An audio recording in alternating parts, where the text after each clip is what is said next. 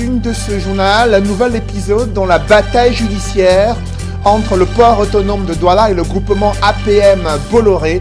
La chambre administrative de la Cour suprême vient de rejeter le pourvoi du port autonome de Douala et donne raison à Bolloré au centre de la discorde des irrégularités lors de la procédure de recrutement d'un nouvel opérateur chargé de la gestion du terminal à conteneurs de Douala.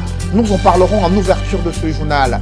Des attaques des sécessionnistes qui se multiplient dans le chaudron de la crise anglophone. Des convois des autorités administratives subissent des attaques au quotidien et des enseignants qui ont manifesté à Bamenda pour se plaindre d'être des cibles privilégiées des groupes séparatistes à Bamenda sans pour autant bénéficier d'un dispositif sécuritaire important.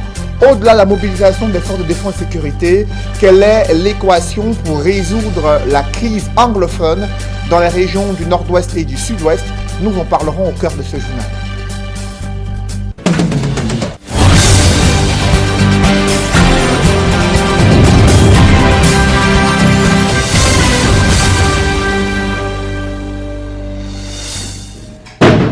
Merci de suivre cette édition complète de l'information sur Equinox Télévision.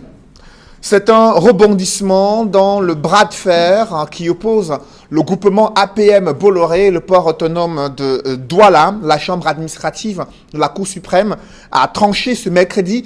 Elle a rejeté le pouvoir du port autonome de Douala qui avait contesté l'ordonnance du tribunal administratif à Douala, laquelle ordonnance donne raison à Bolloré en suspendant la procédure d'appel d'offres pour la gestion du terminal à conteneurs à Douala. Le groupement APM Bolloré, classé 7e au départ, avait saisi la justice pour dénoncer des irrégularités dans la procédure de recrutement d'un opérateur qualifié pour l'exploitation et la gestion du terminal à conteneurs de Douala.